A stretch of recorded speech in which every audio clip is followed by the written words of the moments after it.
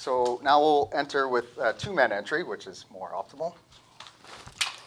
So two-man entry, this is where the orientation of the firearm is personal choice. But for me personally, if you don't mind, go number one, just for a second so you can look over your shoulder and see me. So I've given you a squeeze. You're waiting for that squeeze from me before you move.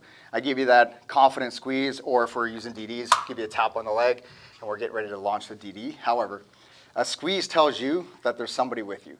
The moment that you start to move, I'm going to close the distance. So you're going to square off the room.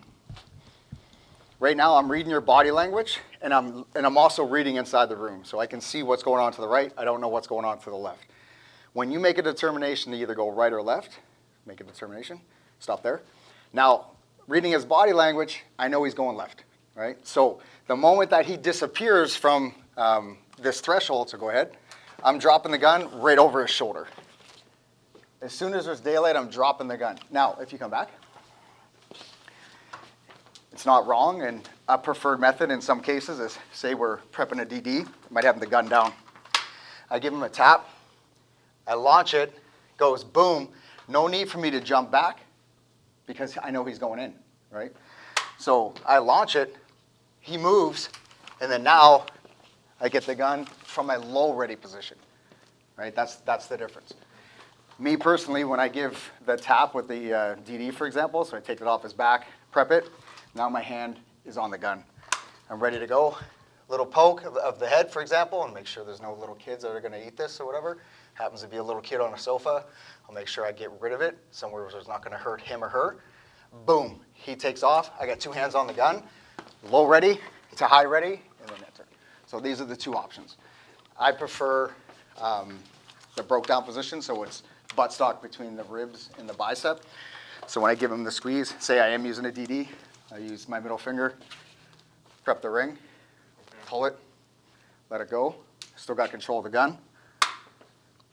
Boom, and then daylight, enter, off we go. What we're trying to do is stay as close to number one as possible without tripping him up. That's the idea. So sometimes we try to give the number one the space to work so we don't trip him up, which makes sense. The problem with that is there can be a separation where he may take 2 or 3 steps into the room, but his back's exposed for too long.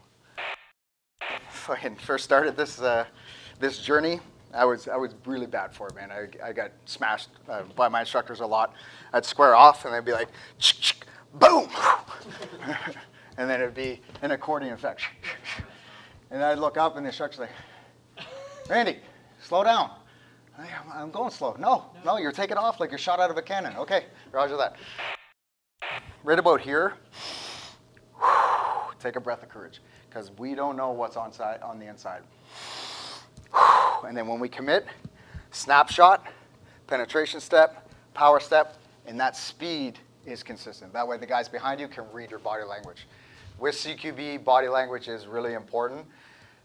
Being predictable is most important, because if we enter this threshold, for example, my body language suggests to the number 2 that I'm going to dig the corner to the left, and at the last second, something picks up our attention on the right-hand side, and then we balk and shift to the right. Now there's a knock-on effect. So even though we may have picked something up right here onto the right, at the very last second, know that your number 2 is right behind you, and he's going to get it. All right? That way we're committed. Buck. And then as soon as you get there, because something got your attention, read the corner, nothing, boom. Open up your arcs, stay in motion, and by staying in motion, it's like sharks, right? Think of it like that. There is a moment in time where sometimes when we make the determination as the number 1 to take off, it's like we're shot out of a cannon. When we get off of the wall to square off with the door, and then we make entry, we want that speed to be consistent. That way it will not create a separation between the 2 and the 3, right? So I'm reading his body language. As soon as I see the gun go right or left, that tells me where he's going. Power step, and then we'll start to open up our arcs, reading the room, and then this is where we would start communicating. Open door right, open door front, etc. Cool?